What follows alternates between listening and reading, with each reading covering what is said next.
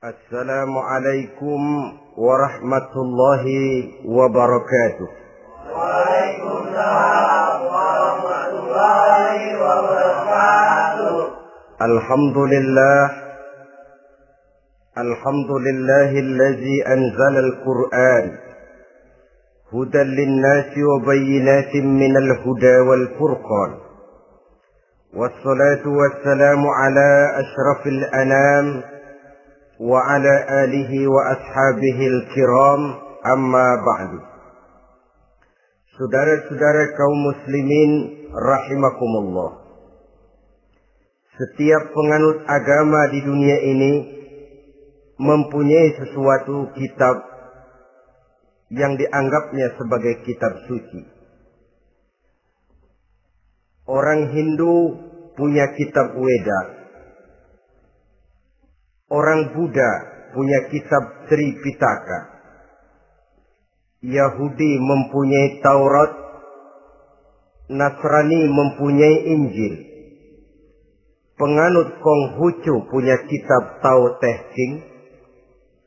Orang Majusi punya kitab Zen Avesta. Orang Kebatinan punya kitab Serat Centani, Hidayat Jati, Darmo Gandul, atau Gatoloco.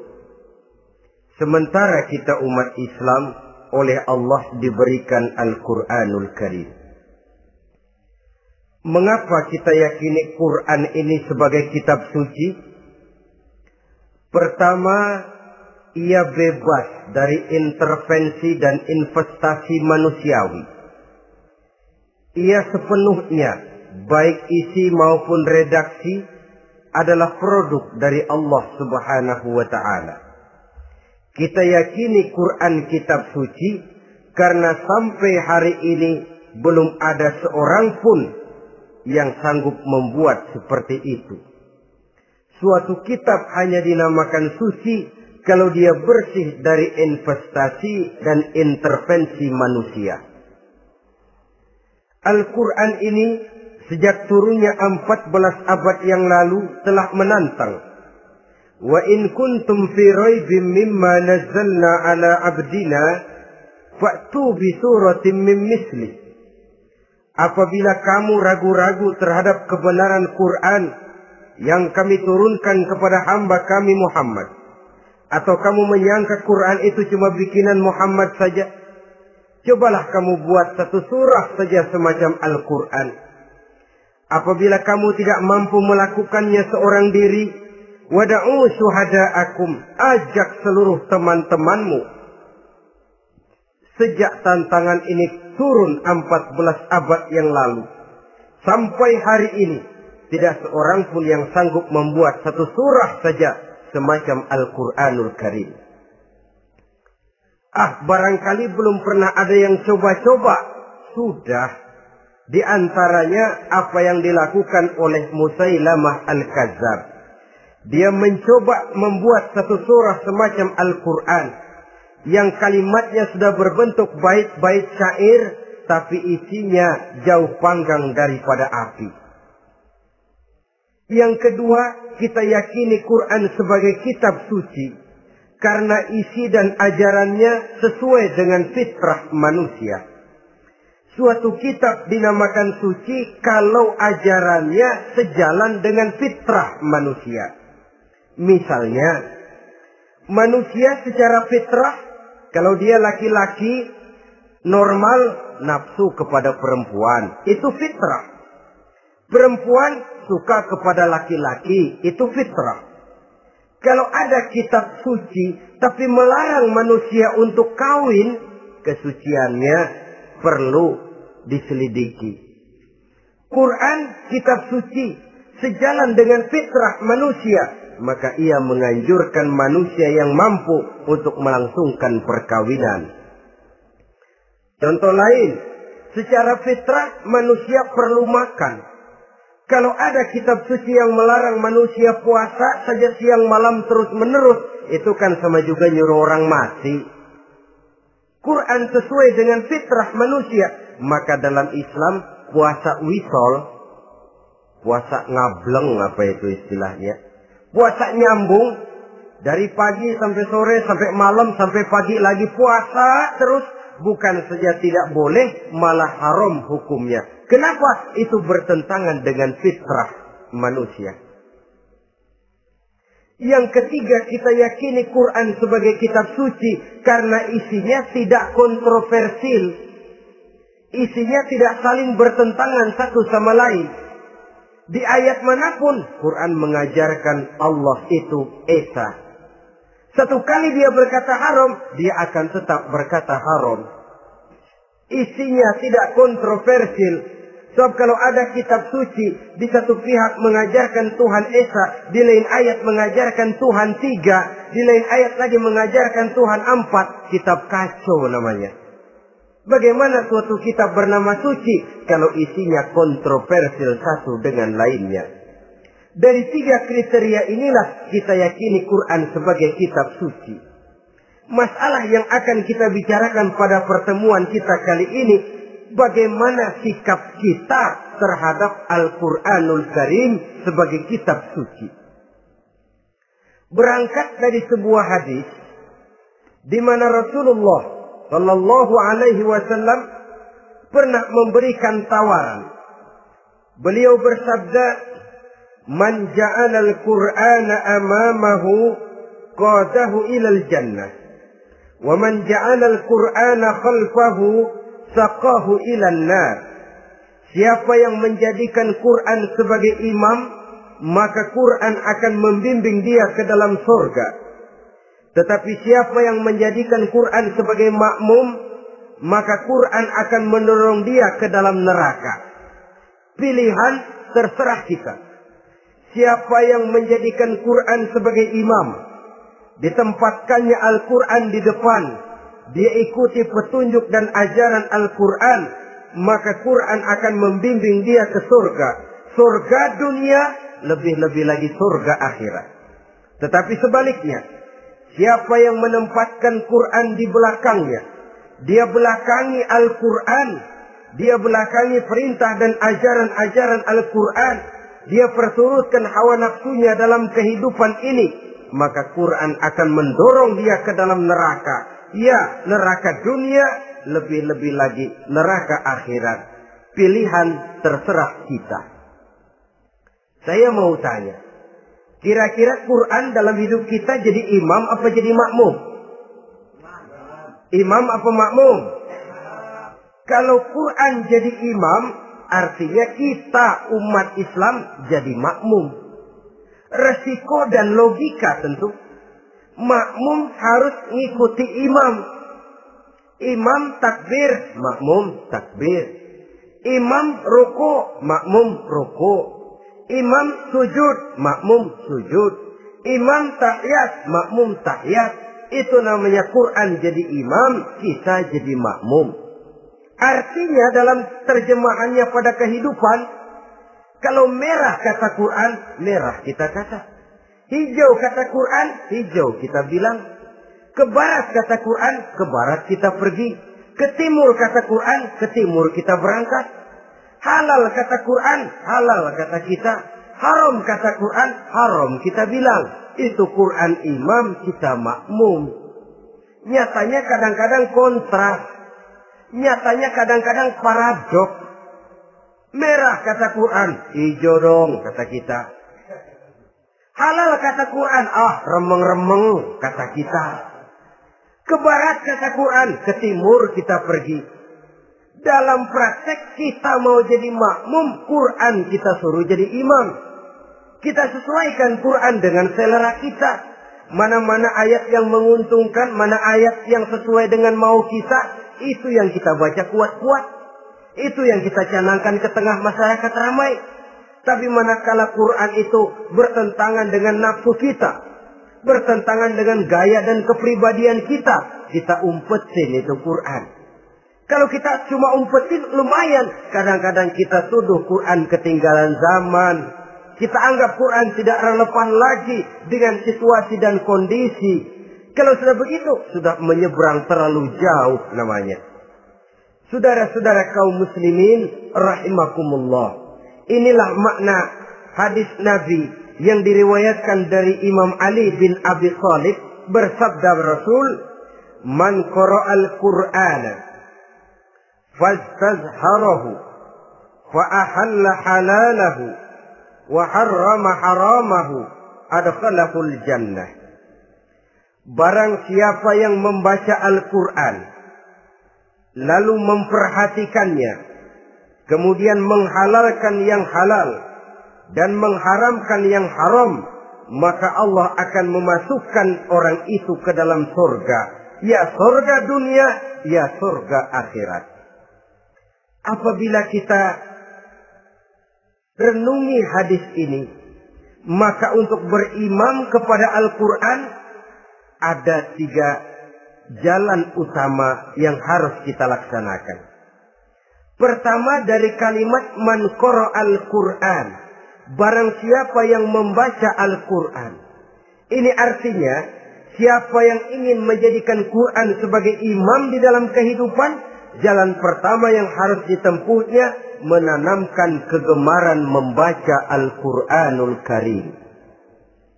Al-Quran gharibun fima baina qaumin la yaqra'una. Quran akan jadi asing, Quran akan jadi aneh kalau terletak di tengah rumah orang Islam yang tidak suka membaca Al-Quranul Karim. Jadi langkah pertama, tanamkan kegemaran membaca Al-Quran. Saya tidak menyalahkan kalau remaja kita gandrung kepada Stevie Wonder. Baik kalau mereka senang kepada suara emasnya Michael Jackson atau suaranya Madonna. Tapi kalau sampai harus mengalahkan kecintaan mereka kepada membaca Al-Quran, ini ironi. Sebagai orang tua, kalau anak-anak kita buta huruf Latin, katanya menghambat pembangunan. Bahkan pemerintah saja menggalakkan bebas 3B itu. Buta aksara diantaranya, supaya rakyat bisa membaca huruf Latin. Kalau anak-anak kita buta huruf Latin, katanya menghambat pembangunan. Bagaimana kalau anak-anak kita buta huruf Quran? Jelas saja menghambat proses kesadaran dan kebangkitan dari dunia Islam itu sendiri. Satu contoh ringan. Dulu sebelum pembangunan merata, listrik belum lagi masuk desa, kampung gelap, rumah pakai lampu minyak. Kalau kita masuk kampung, terasa banyak orang Islam. Kenapa? Di rumah sebelah sana kita dengar anak muda sedang latihan baca rawi. Sebelah sini ibu-ibu sedang selawatan. Di rumah sana remaja sedang baca Quran. Pembangunan maju, listrik masuk desa. Alhamdulillah. Tapi apa yang kemudian terjadi? Proses pergeseran nilai. Setelah listrik masuk desa, radio main kenceng-kencengan. Televisi main gede-gedean. Baca Quran sudah barang aneh, langka. Tengoklah sekarang kalau kita masuk kampung, ada yang remaja sedang baca Quran. Rasanya kok aneh, nggak umum. Sesuatu yang baik malah menjadi nilai-nilai keanehan. Saudara-saudara kaum muslimin rahimakumullah, tanamkan kegemaran membaca. Dalam satu hadis Nabi pesan, nawiru buyutakum bitilawatil Quran. Sinari rumah tanggamu dengan bacaan Quran. Sebab listrik ini cuma bisa menerangi gelap, tapi tidak akan sanggup menerangi hati manusia. Quran produk Allah dibaca dalam segala keadaan, tepat dan pantas. Lihat saja, orang sedih baca Quran, terhibur. Orang gembira baca Quran, tidak lupa diri. Di rumah mewah ada yang baca Quran, bagus. Di kubu kreot di pinggir kali ada yang baca Quran, cocok. Orang kawin dibacakan Quran, bagus. Orang mati dibacakan Quran, tidak jelek. Dalam segala keadaan, in all season, bahasa kerennya, dia pantas dibaca. Saudara-saudara, bahkan orang sakit gigi pun kalau dengar baca Quran, tidak marah. Coba lihat. Dia senang benar lagu Michael Jackson, tapi giliran sakit gigi, coba setelin lagu Michael Jackson. Kalau nggak mencah-mencah, kamu gila apa nggak tahu saya lagi sakit gigi? Tapi coba bacakan Quran, dia pasti tidak marah. Begitu besar daya pengaruhnya. Bahkan Abu Jahal sama Abu Lahab pernah rapat. Kata Abu Jahal sama Abu Lahab, Mas Lahab, gini loh Mas.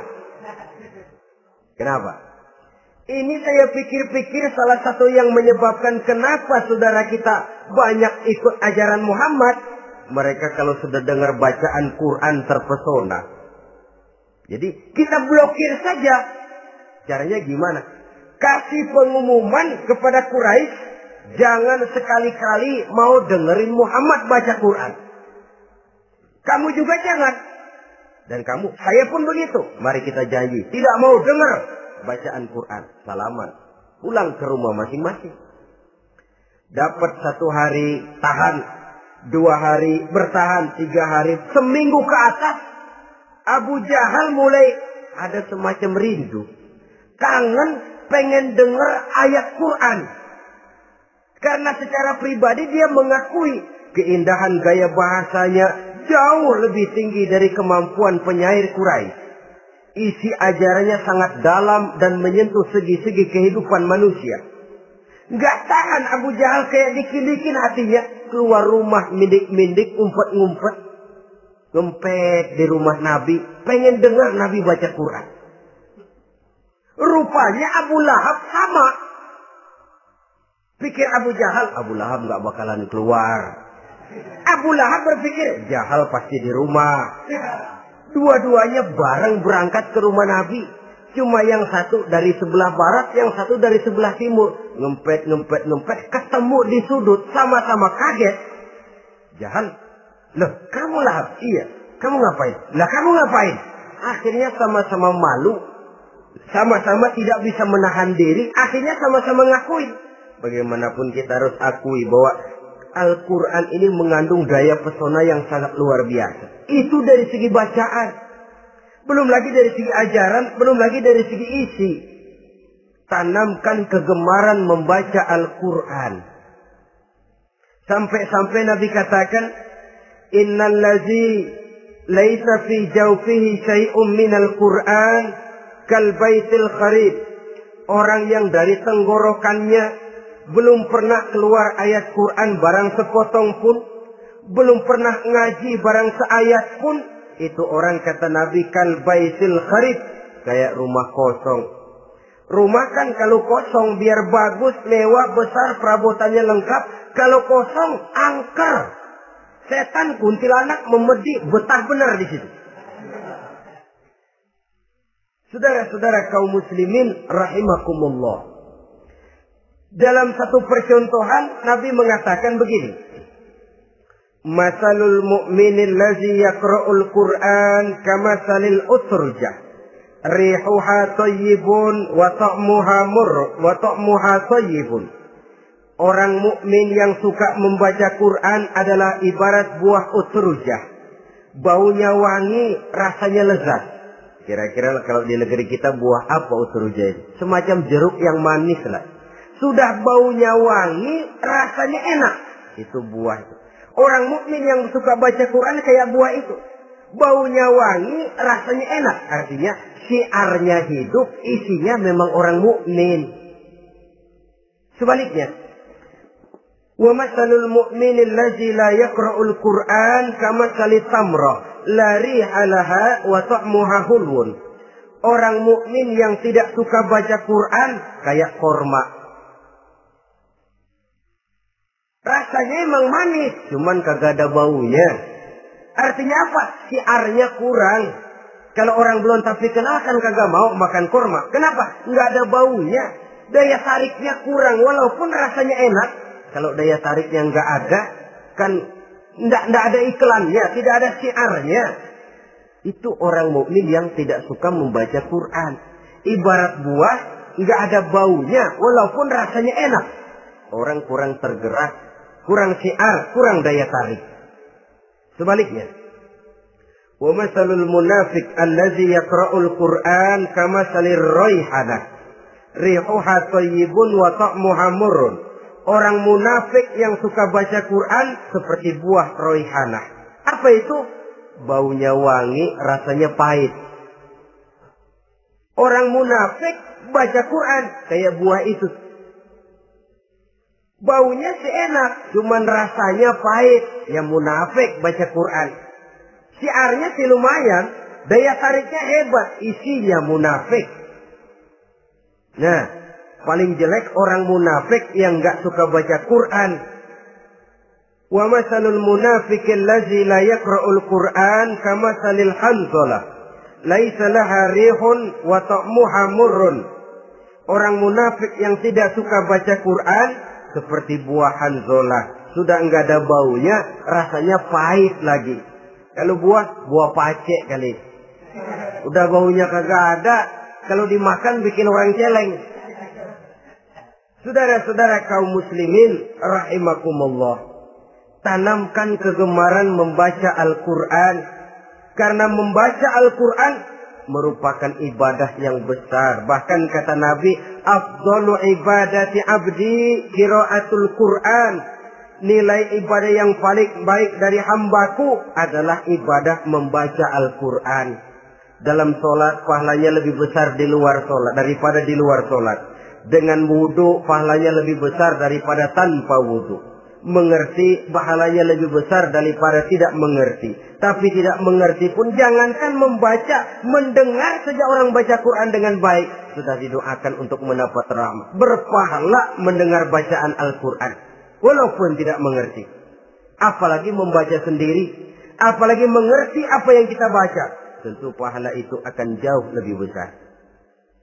Ini yang pertama, tanamkan kegemaran membaca Al-Quranul Karim. Yang kedua, dalam hadis tadi, fastazharuhu, man qara'al Qur'ana fastazharuhu. Siapa yang membaca Al-Quran kemudian memperhatikannya. Jadi kalau kita mau berimam kepada Al-Quran, setelah menanamkan kegemaran membaca, yang kedua, perhatikan. Pahami isinya. Jangan seperti monyet pakai mahkota, ketawa girang, cengengesan, tapi dia tidak tahu arti kebesaran mahkota yang disandangnya. Bangga dengan Al-Quran, tapi apa kandungannya kita tidak mengerti.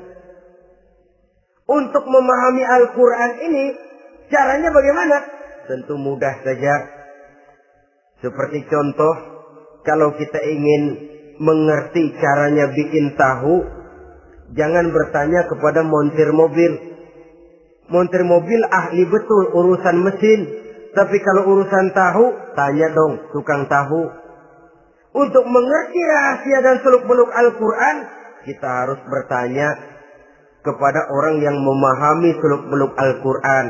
Para ulama, para kiai, para ustadz, yang kita tahu kualitas keilmuannya, kita yakini loyalitas dan integritasnya kepada Islam ini.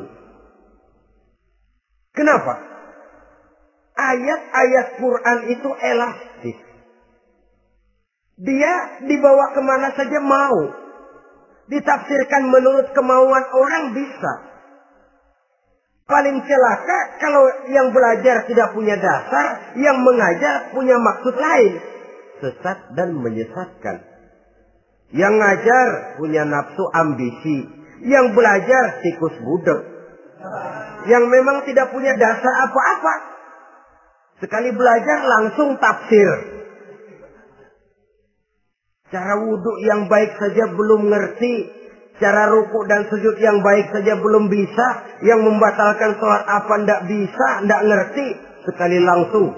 Ndak, supaya kita langsung saja belajar langsung Al-Quranul Karim.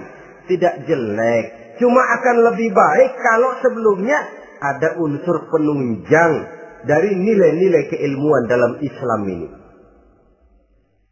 Disinilah perlunya menghidupkan majelis-majelis taklim. Sebab kalau Al-Quran hanya dipahami dan dikutak-kutik menurut maunya rasio saja, kekuatan rasio terbatas.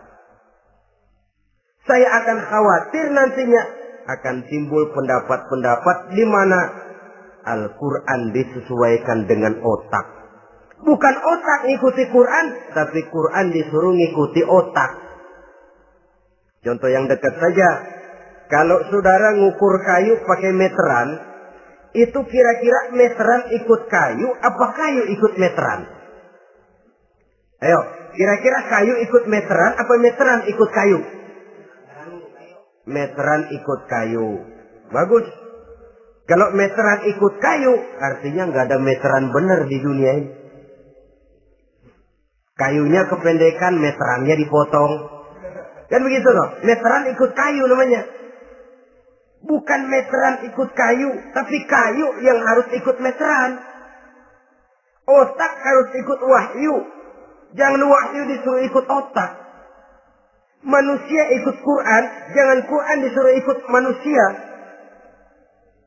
Dan kaum orientalis, ya, orang barat di luar Islam yang mendalami, mempelajari Islam dengan tujuan mencari kelemahan Islam untuk menghantam umat Islam. Itu sengaja mencari ayat-ayat yang mereka kumpulkan untuk menghantam umat Islam. Supaya mereka meragukan Qur'annya untuk kemudian pada suatu saat meninggalkan Qur'an sama sekali.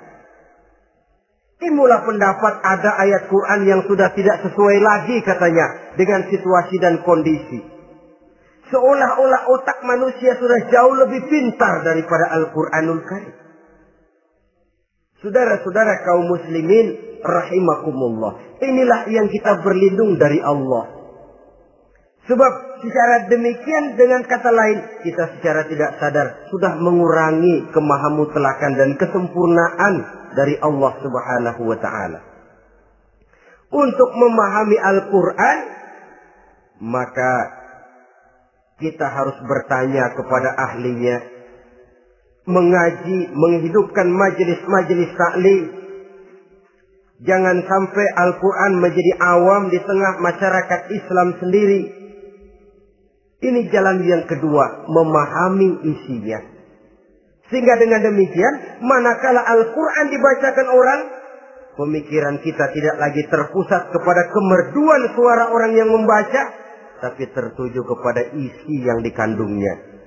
Sehingga dalam kondisi semacam itu, boleh jadi tiap kali dibacakan Al-Quran, nilai iman makin tambah. Kita dengar orang baca, Alam tara kaifa fa'ala rabbuka bi ashabil fil. Terbayang oleh kita bagaimana Raja Abrahat dengan pasukannya mau menghancurkan Ka'bah. Bagi Allah cukup menurunkan burung ababil, hancur lebur Abrahat, raja besar dengan seluruh pasukan gajahnya, berantakan dibuatnya cuma dengan burung ababil. Allah Maha Besar, Allah Maha Kuasa. Tambah iman. Kalau tidak, ya seperti yang banyak terjadi. Quran menceritakan azab, kita malah kesenangan. Walakum azabun alim. Kamu akan mendapat azab yang pedih. Kita teriak di pojokan, toyib, toyib. Allah, alhamdulillah. Digambarkan azab malah baik-baik.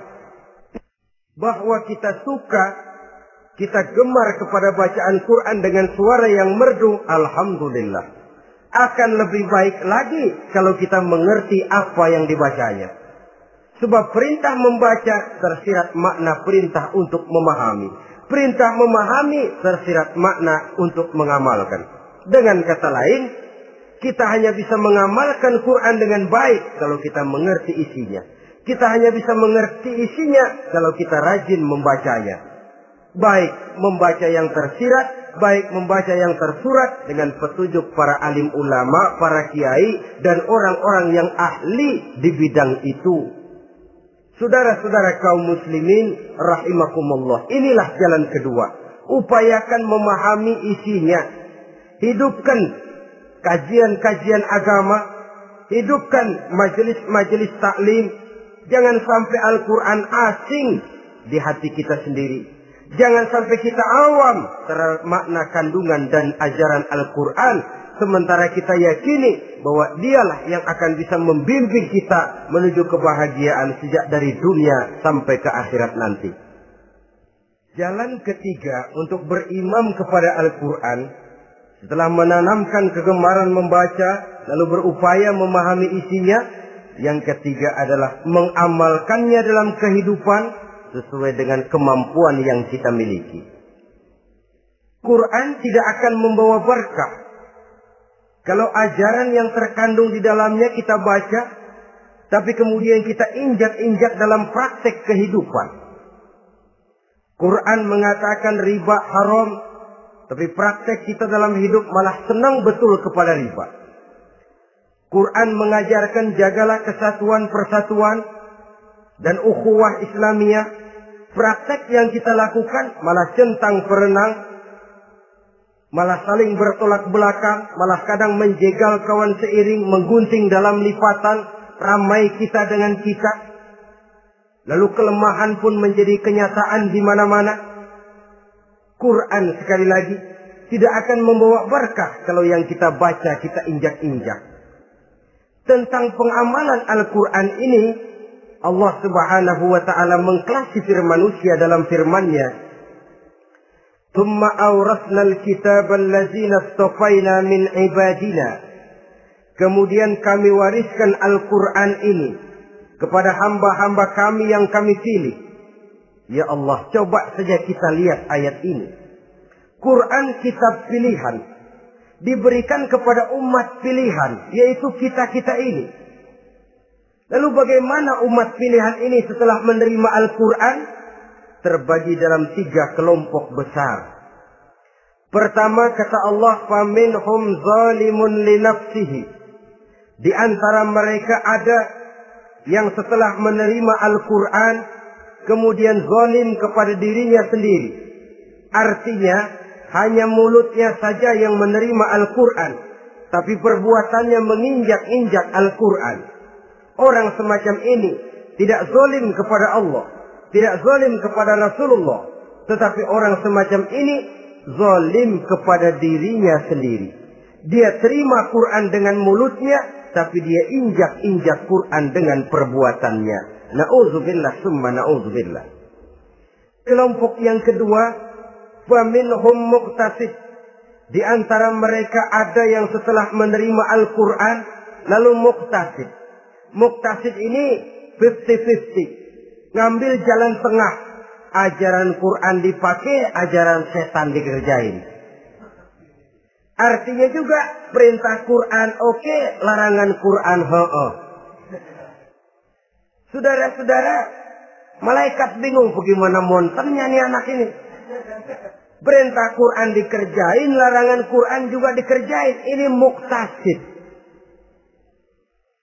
Nah, yang ideal adalah golongan yang ketiga kata Allah, wa minhum sabiqun bil khairati biiznillah. Di antara mereka ada lagi yang setelah menerima Al-Quran lalu berlomba-lomba melaksanakannya, berlomba-lomba mengamalkan kebaikan, dan itu hanya bisa terjadi biiznillah, dengan izin dari Allah. Hidayah, saudara-saudara. Berapa banyak orang yang mengerti Quran tapi hidupnya jauh dari cahaya Quran. Berapa banyak orang yang ahli Quran tapi cahaya Quran tidak menerangi kehidupannya. Berapa banyak orang yang ahli hukum tapi bikin bingung masyarakat dengan fatwanya.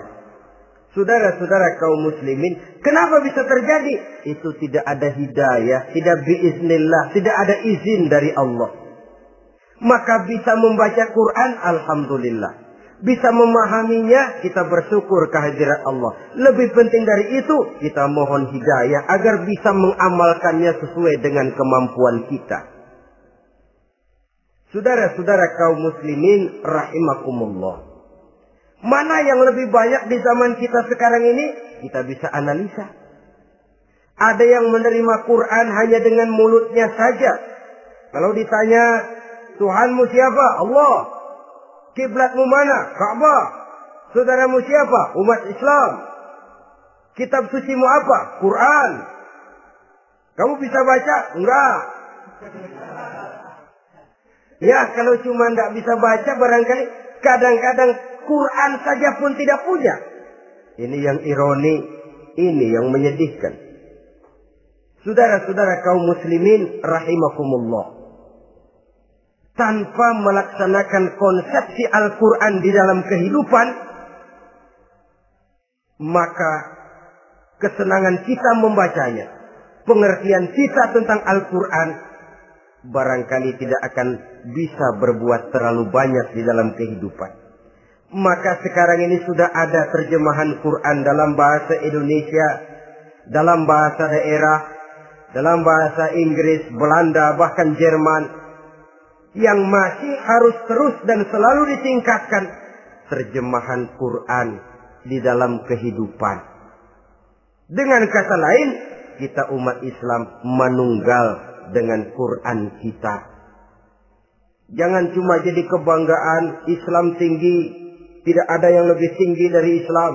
Quran kitab suci, tidak ada yang bisa menandinginya. Qurannya, tapi umatnya. Kadang-kadang kita ini jauh panggang daripada api.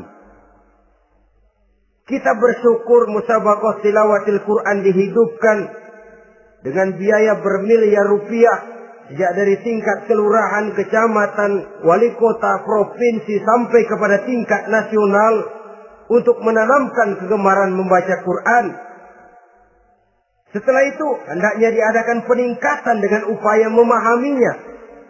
Sehingga pada suatu saat, boleh kita adakan musabaqah pengamalan Quran. Hadiahnya, sudah langsung dari Allah sendiri. Ini yang kita perlu berlomba. Berlomba mengamalkan ajaran Quran. Sabiqun bil khairat. Berlomba mengamalkan ajaran-ajaran Al-Quranul Karim. Nah, oleh karena Al-Quran ini dalam bentuknya yang umum kadang-kadang hanya menjelaskan satu persoalan secara global, kita memerlukan tuntunan sunnah dari Rasulullah Sallallahu Alaihi Wasallam. Umpamanya, Quran hanya mengajarkan aqimis sholat, dirikan sholat. Caranya bagaimana? Tidak ada cara sholat dalam Quran. Dari mana kita tahu cara sholat? Dari sunnah. Itu sebabnya selain Al-Quran sebagai sumber utama, kita memerlukan sunnah. Bahwa sholat pakai takbiratul ihram di Quran tidak ada. Bahwa sholat pakai tahiyat dalam Quran tidak ada. Jadi kalau orang cuma Quran saja, tidak ada sunnah itu, ya bagaimana kita bisa sholat? Quran cuma mengatakan wa atimul hajja wal umrata lillah, laksanakan haji dan umrah karena Allah. Bagaimana manasik haji? Bagaimana cara sa'i? Bagaimana cara wukuf? Bagaimana cara melontar? Tidak ada dalam Quran. Yang memuat itu tidak lain sunnah. Untuk memahami Quran dan sunnah ini, kita memerlukan orang yang menguasai Quran dan sunnah. Oleh karena itu, kita perlu petunjuk kepada para ulama. Itu sebabnya Quran sendiri mengatakan, wa in tanaza'tum fi syai'in farudduhu ila Allahi wa rasulih. Apabila kamu berbeda pendapat tentang suatu persoalan, kembalikan kepada Allah dan Rasulnya. Kembalikan kepada Allah artinya kembalikan kepada Quran. Kembalikan kepada Rasul maksudnya kembalikan kepada sunnah. Siapa yang mengerti Quran dan sunnah? Para ulama yang kualitas ilmunya kita yakini, loyalitas dan kredibilitas serta integritas keislamannya bisa menjadi panutan. Saudara-saudara kaum muslimin rahimakumullah. Dengan demikian, kalau orang berkata, langsung saja memahami Quran. Sekarang kan sudah banyak terjemahannya. Tidak usah lewat ulama-ulamaan. Saya tidak mencela, cuma agak mengkhawatirkan. Kalau dia memahami Quran cuma sekedar lewat terjemahannya saja, sangat mungkin jadi dia bisa salah paham. Kita memerlukan bantuan sunnah. Kita memerlukan petunjuk para ulama yang menguasai di bidang itu. Kembalikan kepada Quran dan sunnah artinya bertanya kepada orang yang memahami Quran dan sunnah. Loh, dengan begitu kan akan terjadi perbedaan pendapat. Perbedaan pendapat sesuatu yang halal sepanjang tidak menyebabkan kita berpecah belah. Halal berbeda pendapat. Asal diletakkan pada proporsinya. Apalagi kalau perbedaan pendapat itu cuma masalah teknis, bukan masalah prinsip. Kenapa tidak pulang saja kepada tuntunan Quran? Lana a'maluna wa lakum a'malukum. Kami akan mengamalkan amalan yang kami yakini benarnya.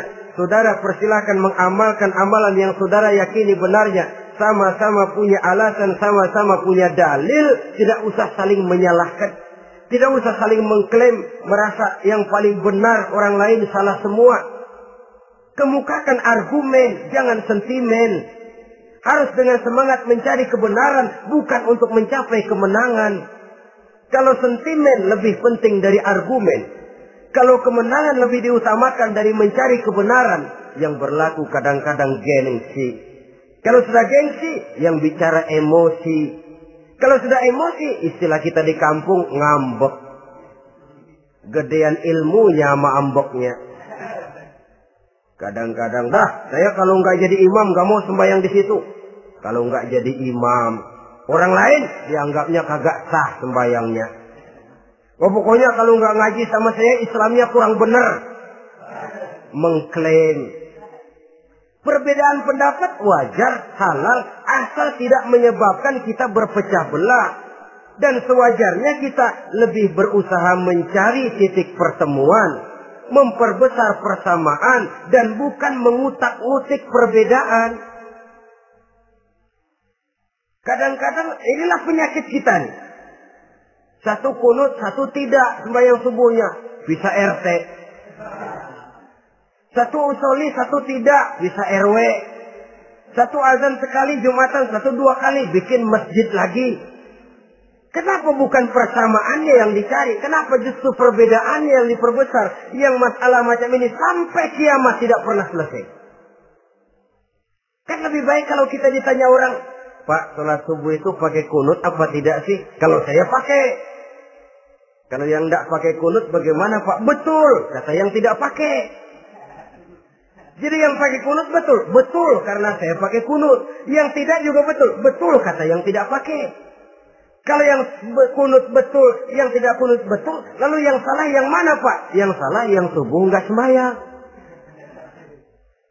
Lebih objektif, proyek garapannya ada, umat tidak berpecah belah. Ini yang konyol, kadang-kadang khutbah Jumat pakai membongkar khilafiyah, menghantam tahlil, menghantam kunut. Selesai sembahyang Jumat, apa yang terjadi? Umat resah, masyarakat gelisah, polemik timbul, masalah tidak terselesaikan. Orang jadi khotib itu raja dalam mimbar Jumat, siapa yang mau bantah dia? Kalau memang mau buka itu persoalan khilafiyah, buka dalam forum khusus. Adakan pengajian, jelaskan masalahnya secara luas, mendasar. Jangan mengklaim dan memponis. Berikan kebebasan kepada umat untuk menilai masalahnya selesai. Yang tidak puas bisa bertanya. Saudara-saudara, sudah lewat masanya kita meributkan soal itu. Sudah datang waktunya di mana kita lebih mementingkan dan membicarakan masalah-masalah yang lebih mendesak dihadapi oleh umat.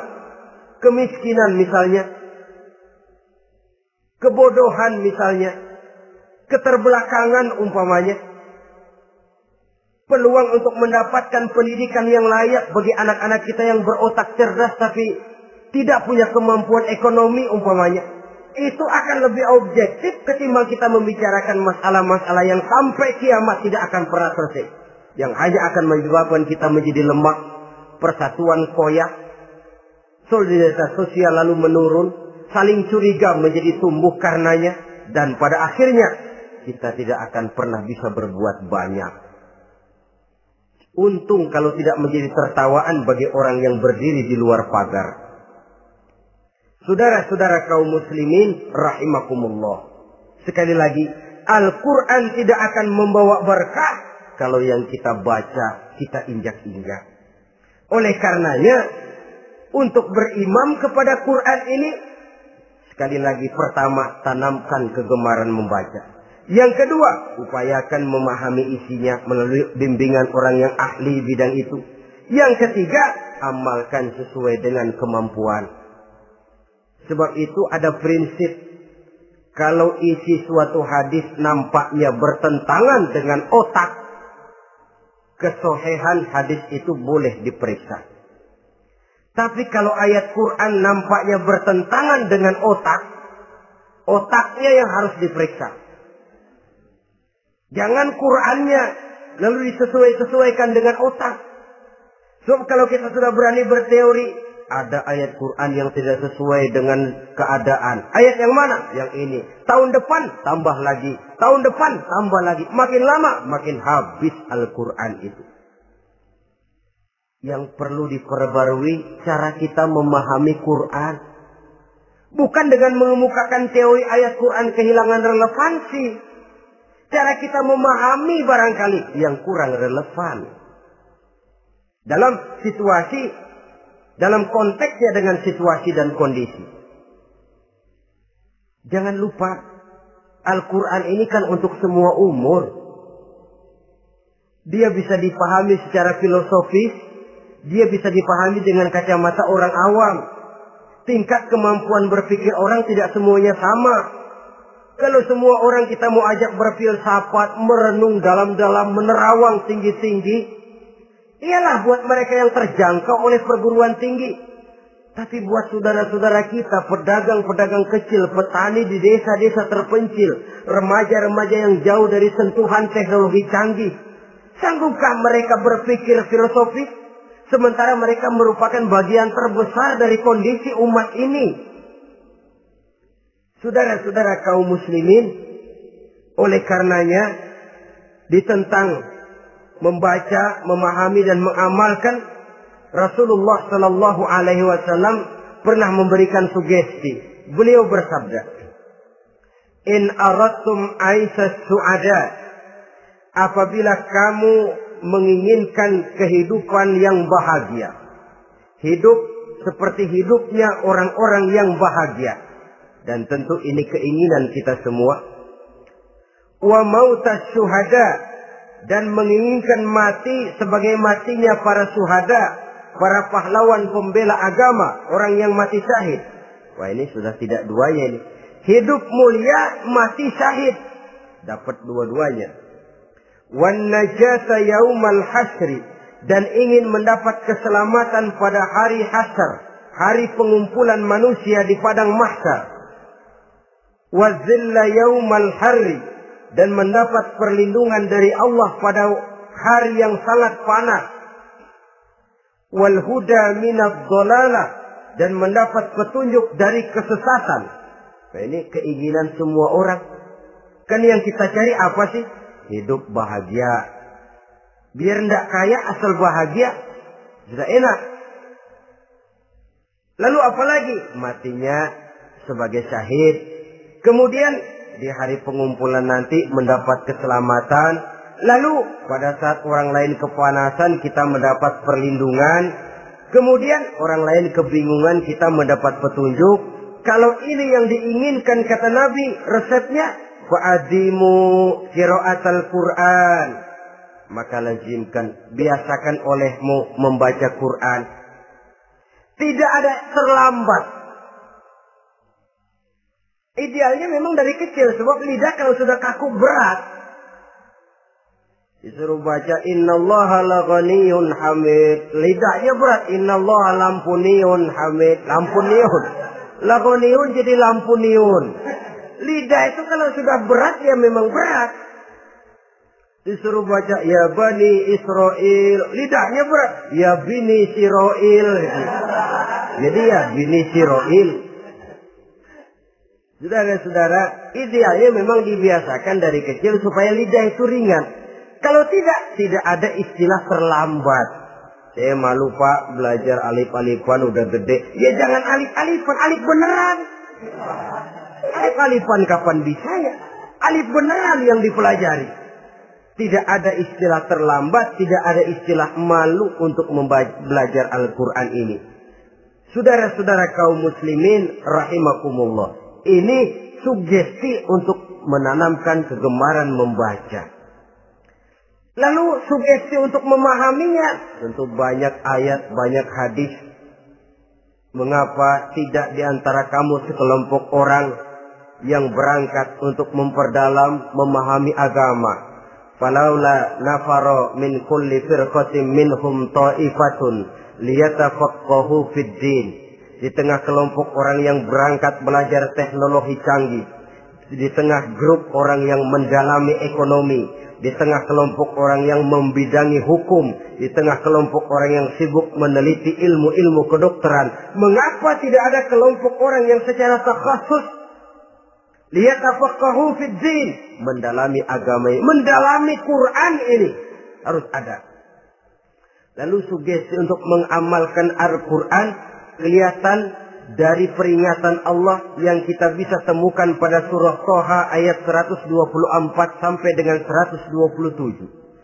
Wa man a'rada an zikri, barang siapa yang berpaling dari peringatanku, kata Allah, barang siapa yang berpaling dari Al-Quran ini, dia terima Al-Quran, dia imani Quran, tapi dia berpaling dari ajarannya, dia injak-injak apa yang seharusnya dia amalkan, dia perturutkan hawa nafsunya, maka kata Allah, fa inna lahu ma'isyatan dhanka, dia akan diberikan satu penghidupan yang sempit. Inna lillahi wa inna ilaihi raji'un. Diberikan hidup yang sempit. Kalau hidup sudah terasa sempit, bagaimanapun luasnya rumah, sempit. Kalau hidup sudah terasa sempit, bagaimanapun banyaknya harta, sumpek. Kalau sudah hidup ini terasa sempit, bagaimanapun luasnya pergaulan, tidak ada tempat kita bertanya, melarikan persoalan, membagi rasa. Siapa yang berpaling dari Quran, dia akan diberikan penghidupan yang sempit. Bukan dagangnya tidak untung, bukan kerjanya tidak digaji, tapi kesempitan hati lebih bahaya loh dari kesempitan ekonomi. Itu di dunia. Di akhirat, wa nahsyuruhu yaumal qiyamati a'ma. Di akhirat nanti dia akan dikumpulkan oleh Allah dalam keadaan buta. Ya Allah, ya Rasul. Padahal ke akhirat kita baru tumben. Sekali ke akhirat buta. Masya Allah. Di tempat kita lahir saja, kalau tadinya kita melihat, tahu-tahu menjadi buta, kita bingung. Padahal jalan sudah pernah kita lihat, arah sudah pernah kita tahu. Bagaimana di padang mahsyar nanti? Kemana jalan yang akan ditempuh? Kepada siapa kita hendak bertanya? Mana teman, mana istri, mana anak? Buta pula kita. Satu kesengsaraan yang merupakan puncak kesengsaraan. Dikala itu orang yang semacam tadi protes. Rabbi, lima hasyartani a'ma wa qad kuntu basira. Wahai Allah, kenapa hari ini saya dikumpulkan dalam keadaan buta? Padahal ketika di dunia dulu saya melihat, saya menyaksikan gunung yang menjulang tinggi ke angkasa. Saya melihat lautan yang luas terhampar biru membentang. Saya saksikan luas tanah, sawah luas menguning. Saya saksikan keindahan alam. Di dunia saya melihat Allah. Kenapa sekarang saya dikumpulkan dalam keadaan begini? Protes dia, tidak terima dia. Allah jawab, kadzalika atatka ayatuna fanasisaha. Kata Allah, begitulah memang.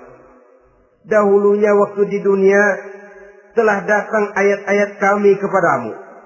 Telah turun Al-Quran. Telah datang agama. Fanasisaha. Tapi kamu lupakan dia. Kamu lupakan Quran. Kamu lupakan Islam. Datang ayat, turun Quran, turun agama. Kamu belaga pilon. Kamu belaga enggak tahu. Wa kadzalikal yauma tunsa. Maka hari ini pun begitulah kamu dilupakan.